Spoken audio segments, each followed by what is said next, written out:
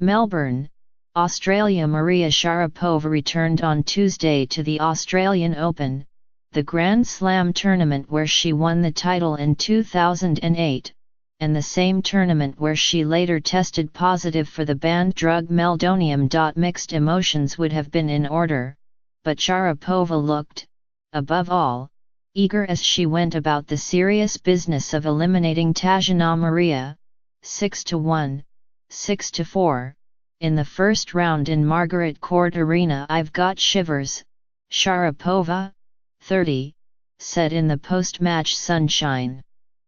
"It means a lot to me. I cherish these moments. I love it. There's so much more I play for than just myself, so many fans who come out from all over the world and watch in the middle of the night." Sharapova watched her sport from a distance for more than a year after her positive test in Melbourne during the 2016 event, which led to a 2-year suspension that was reduced to 15 months after an appeal. Though she returned to official competition last April, this is only her second Grand Slam tournament, and the first in which she did not require a wildcard entry. While she remains unseeded here, she continues to get the star treatment, a spot on one of the tournament's main show courts on Tuesday and, more mysteriously, a starring role in the Australian Open's official broadcast of the draw last week, alongside Roger Federer. It was a questionable gesture from tournament organizers toward a player who was suspended for a doping violation at their tournament, even if the Court of Arbitration for Sport did rule that Sharapova had not intentionally cheated. Craig Tiley, the Australian Open tournament director, said Sharapova, a former champion, deserved the opportunity and indicated that the case had been adjudicated and that she had served out her sanction. "I was invited to be part of the draw by Craig Tiley and the tournament organization, and I kindly accepted," Sharapova said on Tuesday, declining to comment on any criticism of her appearance. But the Grand Slam leaders have not agreed on how to handle Sharapova.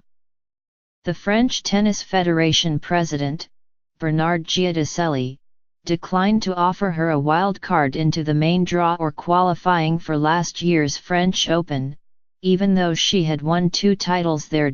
Wimbledon was also considered unlikely to offer her a wild card, although the All England club leadership that runs the event never had to make that decision because she withdrew from the entire grass court season last year with an injury. With her level of play and enduring competitive streak, it seems exceedingly likely that Sharapova will be seeded at major tournaments again soon, at least until the majors make their planned move to 16 seeds, instead of 32, in 2019. Sharapova was ferocious from the start on Tuesday, moving inside the baseline and striking the ball with relentless aggression against Maria, a 30-year-old German working mother who, with a world ranking of 47, is still one spot ahead of Sharapova. Though Sharapova versus Maria sounds as if it could be self-defeating, and led to some pointing and smiling at the scoreboard on Tuesday,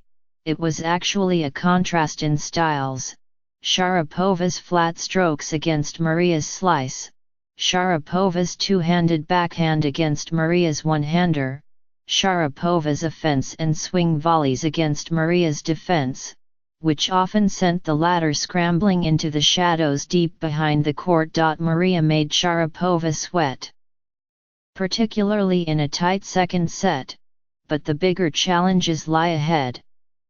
In the next round, she will face the crafty Anastasia Sevastova, who beat Sharapova at last year's US Open. "I missed a lot of swing volleys at the US Open," Sharapova said of that loss to Sevastova. "Just going back home, my father made me hit swing volleys till I was blue in the face. It's not an easy match, not an easy match for anyone, especially for an aggressive player like I am. You know, she's an opponent that tests my patience, and I'm willing to be there and out there for as long as it takes." If Sharapova survives that match, she will most likely face a revitalized Angelique Kerber in the third round. Kerber won the title here in 2016 and eventually rose to number 1 before struggling through the 2017 season. But she is back on the rise under new management, her veteran coach Wim Fissette. And after winning the title in Sydney last week, she defeated Annalena Friedsam, her German compatriot, 6-0, 6-4 in Melbourne on Tuesday. Every draw is different and has its own challenges, and people are saying I have a tough draw, Sharapova said. These are the players I want to be playing. After having watched from afar, playing, in her view, definitely beats the alternative. When I was a teenager I didn't think I would be playing past 30, definitely not, and here I am, she said.